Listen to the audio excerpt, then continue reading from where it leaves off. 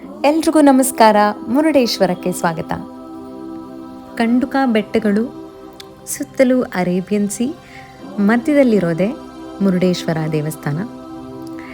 ಈ 20 ಅಂತಸ್ತಿನ ರಾಜಗೋಪುರವನ್ನು 2008ನಲ್ಲಿ ಕಟ್ಟಲಾಗಿತ್ತು. ಈಗ ನಾವು ನೋಡ್ತಾ ಇರೋದು aerial view of Murudeshwar temple.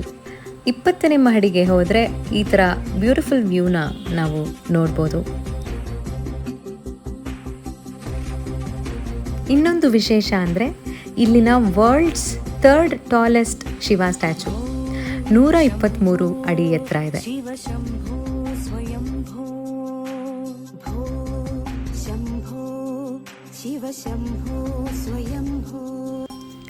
ನಂತರ ಈ ವಿಶೇಷವಾದ ಅಲೆಗಳ ಪ್ಯಾಟ್ರನ್ ನೋಡ್ತಾ ಬ್ರೇಕ್ಫಾಸ್ಟ್ಗೆ ಅಂತ ಹೊರಟಿದ್ದು ನವೀನ್ ಬೀಚ್ ರೆಸ್ಟೋರೆಂಟ್ಗೆ.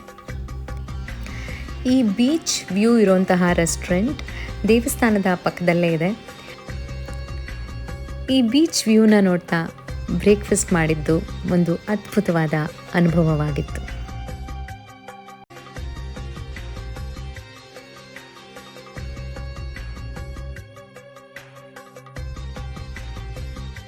ಬ್ರೇಕ್ಫಾಸ್ಟ್ ಮುಗಿಸಿ ನಾವು ಹೊರಟಿದ್ದು ಭೂಕೈಲಾಸ ಕೇವ್ಸ್ ನೋಡಲಿಕ್ಕೆ.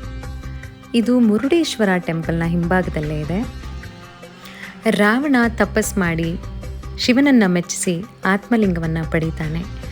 ನಂತರ ವಿಷ್ಣುವಿಗೆ ಈ ವಿಚಾರ ತಿಳಿದು ಹೇಗಾದರೂ ಇದನ್ನು ತಪ್ಪಿಸ್ಬೇಕು ಅಂತ ಗಣೇಶನಿಗೆ ಹೇಳಿ, ಗಣೇಶ ಒಬ್ಬ ಬ್ರಾಹ್ಮಣ ವೇಷದಲ್ಲಿ ಬಂದು ರಾವಣ ಸಂಧ್ಯಾ ವಂದನೆ ಮಾಡುವ ಕಾಲದಲ್ಲಿ ಆ ಆತ್ಮಲಿಂಗವನ್ನು ಜೋಪಾನ ಮಾಡುವುದಾಗಿ ತಿಳಿಸಿ, ನಂತರ ಎಷ್ಟೇ ಕರೆದರೂ ರಾವಣ ಬರದೇ ಇದ್ದ ಕಾರಣ ಆತ್ಮಲಿಂಗವನ್ನು ಕೆಳಗೆ ಇಟ್ಬಿಡ್ತಾನೆ. ಇದರಿಂದ ಸಂಪಾದಿಸಿದ ಎಲ್ಲ ಶಕ್ತಿಯನ್ನು ಕಳ್ಕೊಂಡ ರಾವಣನು ಬಹಳಷ್ಟು ಕೋಪಗೊಂಡು ಆ ಆತ್ಮಲಿಂಗವನ್ನು ಭೂಮಿಯಿಂದ ಬೇರ್ಪಡಿಸಲು ಬಹಳಷ್ಟು ಪ್ರಯತ್ನಿಸುತ್ತಾನೆ.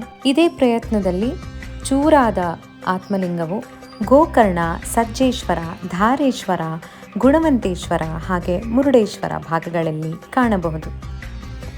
ಜೋರು ಮಳೆಯಲ್ಲೇ ಮುರುಡೇಶ್ವರದ ದರ್ಶನ ಬಹಳ ಚೆನ್ನಾಗಾಯಿತು. ಈ ಈವ್ನಿಂಗ್ ಲೈಟಿಂಗ್ ಅಂತೂ ಮಿಸ್ ಮಾಡೋ ಹಾಗೇ ಇಲ್ಲ. ಮುರುಡೇಶ್ವರದ ನಂತರ ನಮ್ಮ ಪ್ರಯಾಣ ಕೊಲ್ಲೂರು ಮೂಕಾಂಬಿಕೆ ಕ್ಷೇತ್ರದ ಕಡೆಗೆ.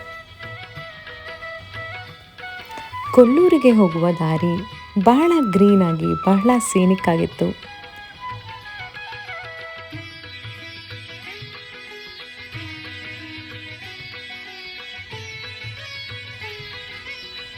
ಜೋರು ಮಳೆಯಲ್ಲೇ ಕೊಲ್ಲೂರಿಗೆ ತಲುಪಿದ್ವಿ. ಮೂಕಾಂಬಿಕೆಯ ದರ್ಶನಕ್ಕೆ ಮೊದಲು ಒಂದಷ್ಟು ಪೂಜೆ ಸಾಮಗ್ರಿಗಳನ್ನು ತಗೊಂಡು ದರ್ಶನಕ್ಕೆ ಹೊರಟ್ವಿ. ಇಲ್ಲಿ ದೇವಿಗೆ ಉಡಿಸಿದಂತಹ ಸೀರೆಗಳನ್ನು ಕೂಡ ಖರೀದಿ ಮಾಡಬಹುದು ಹಾಗೂ ದೇವಿಗೆ ಆರತಿಯನ್ನು ಕೂಡ ಬೆಳಗಬಹುದು.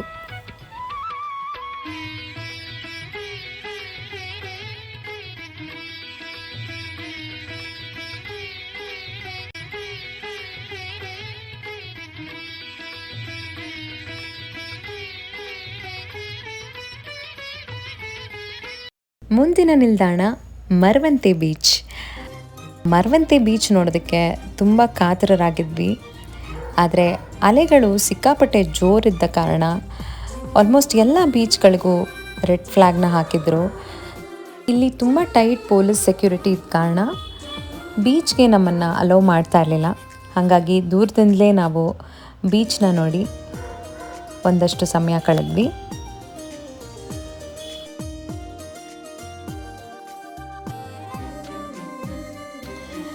ಮರವಂತೆಯಿಂದ ತುಂಬ ಹತ್ತಿರದಲ್ಲೇ ಇರುವಂತಹ ಕುಂಬಾಶಿ ಪಾಕಶಾಲದ ಹತ್ತಿರ ಇರೋ ಗೋಪಾಡಿ ಪಡು ಬೀಚ್ಗೆ ನಂತರ ತಲುಪಿದ್ವಿ. ಈ ಬೀಚ್ ಬಹಳಷ್ಟು ಕಾಮ್ ಆ್ಯಂಡ್ ಪೀಸ್ಫುಲ್ ಆಗಿದೆ. ಇಲ್ಲಿ ಬಹಳ ಟೂರಿಸ್ಟ್ಗಳು ಬರೋದಿಲ್ಲ. ಹಾಗಾಗಿ ತುಂಬ ಪ್ರೈವೇಟಾಗಿ ಇರುವಂತಹ ಈ ಬೀಚ್ನಲ್ಲಿ ಒಂದಷ್ಟು ಸಮಯ ಕಳೆದ್ವಿ.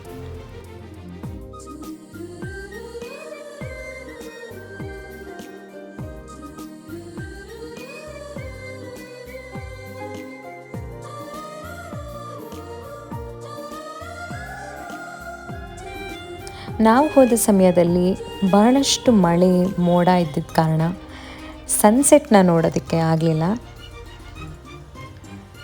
ಆದರೂ ಈ ವೆದರ್ ಕೂಡ ಏನೋ ಒಂಥರ ಮಜವಾಗಿತ್ತು.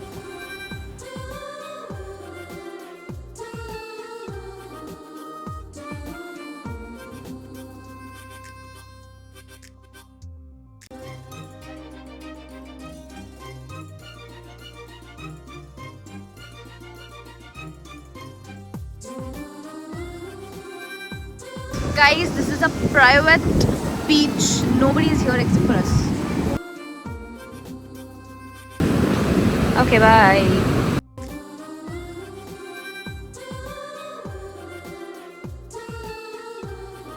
So after a super adventurous day, we are finally back at Pakashala. Kumbashi ಪಾಕಶಾಲಾದಲ್ಲೇ ಉಳ್ಕೊಂಡು ಮುಂದಿನ ದಿನ ನಾವು ಹೊರಟಿದ್ದು ಉಡುಪಿ ಕಡೆ.